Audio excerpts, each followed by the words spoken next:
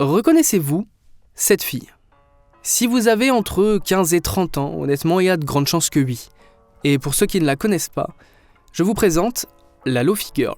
Sur sa chaîne est diffusé 24 heures sur 24 un live stream de musique Lo-Fi relaxante. On y voit la Lo-Fi Girl, une étudiante portant un casque qui travaille sur son bureau dans une ambiance cosy, souvent accompagnée d'un chat posé près de la fenêtre. Mais dans quel but ?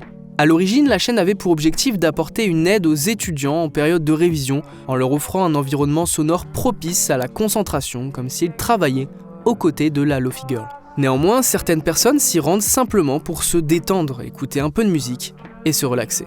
Je fais plutôt partie de cette deuxième catégorie et mes rencontres avec la Lo-Fi Girl m'ont fait découvrir et apprécier le Lo-Fi. D'ailleurs, le Lo-Fi, pour ceux qui ne savent pas, c'est de la musique douce et simple, souvent avec un rythme lent et des sons un peu imparfaits. C'est fait pour se détendre, se concentrer, ou même, comme avec la Lo-Fi Girl, étudier sans stress. Et si c'est donc la Lo-Fi Girl qui m'a introduit à l'univers du Lo-Fi, la chaîne qui m'a vraiment fait apprécier le genre et même à un point que je ne pensais pas possible, c'est Nostradamus. Sur cette chaîne, on trouve des vidéos édites, souvent un mix entre musique et montage visuel, généralement d'animation, d'images esthétiques, rétro VHS, cartoon très nostalgiques, ce qui donne un style visuel et sonore particulier, comme un univers un peu old school mélancolique. À l'époque où je regardais régulièrement Nostradamus, il y a une musique qui m'a tout bonnement obsédé.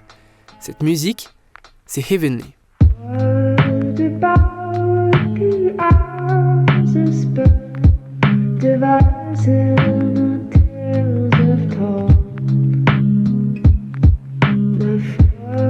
Alors, Heavenly, c'est le nom de la vidéo et le titre se nomme en fait Wake Up.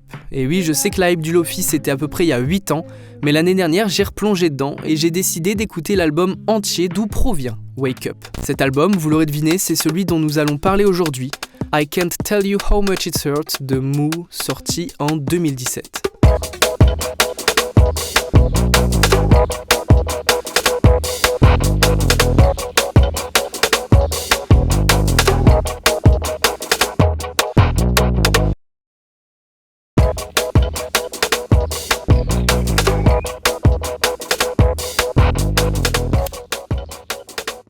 Il n'y a pas, ou du moins pas facilement accessible, d'informations publiques, d'interviews, de biographies sur qui est Moo. On ne connaît pas son réel nom, son parcours, ses influences et depuis quand il produit. Moo reste relativement discret et publie principalement sur Bandcamp, SoundCloud et c'est tout. Ce manque d'informations rend le personnage assez mystérieux, mais avec un peu de recherche, on peut tout de même trouver que Moo est un beatmaker français, vraisemblablement, mais c'est tout. Son style varie de la lo-fi, la trip-hop et l'instrumental chill, ce qui crée des ambiances atmosphériques généralement assez mélancoliques.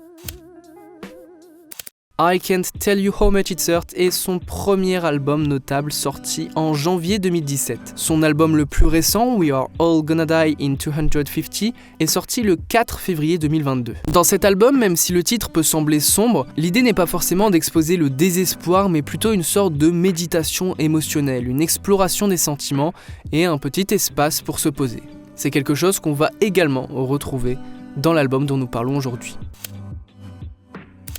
Cet album compte 20 titres, mais ne dure que 31 minutes. Les morceaux sont donc très courts. Wake Up, dont je vous parlais en début de vidéo, fait par exemple moins d'1 minute 30, mais heureusement l'ensemble reste très cohérent. Les morceaux s'enchaînent naturellement et l'intérêt de l'album réside surtout dans son écoute complète d'un bout à l'autre.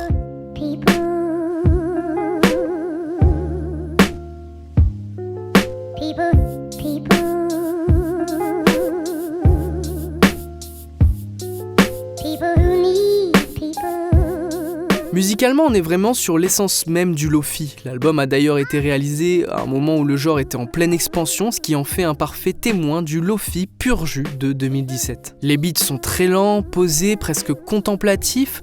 Le son est légèrement crunchy, avec des petits bruits de vinyle, des petites imperfections qui donnent un côté authentique et chaleureux à l'album. Les instruments sont des pianos électriques, des synthés doux, des guitares légères et jouent des mélodies simples et nostalgiques.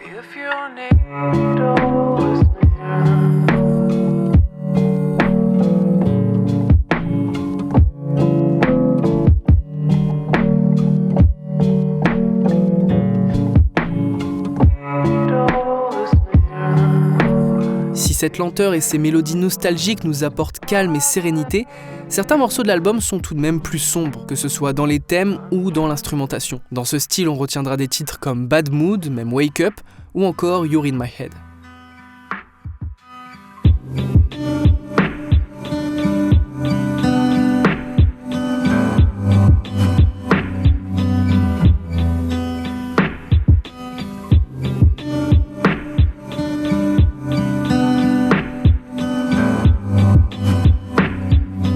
Cet album, c'est le parfait compagnon d'une marche solitaire, d'une remise en question crépusculaire ou même simplement d'une révision. J'ai découvert Moo il y a 8 ans via la chaîne de Nostradamus et le clip de Heavenly. C'est de très loin l'artiste Lo-Fi qui m'a le plus touché et c'est pour explorer son travail que je me suis replongé l'année dernière dans ce genre que j'avais quelque peu oublié. En écoutant l'album, je me suis rendu compte que Wake Up me fera toujours quelque chose de particulier et surtout que le reste du travail de Moo était à la hauteur de mes attentes. Merci d'avoir regardé la vidéo jusqu'au bout. La semaine prochaine, on parlera d'un album où l'artiste raconte son histoire personnelle. La fuite de son pays natal, l'Ouganda, après l'assassinat de son père sous le régime d'Idi Amin. Cet album est sorti en 1990 et si vous avez des idées, n'hésitez surtout pas à les mettre en commentaire. Moi je vous dis à la semaine prochaine. Salut!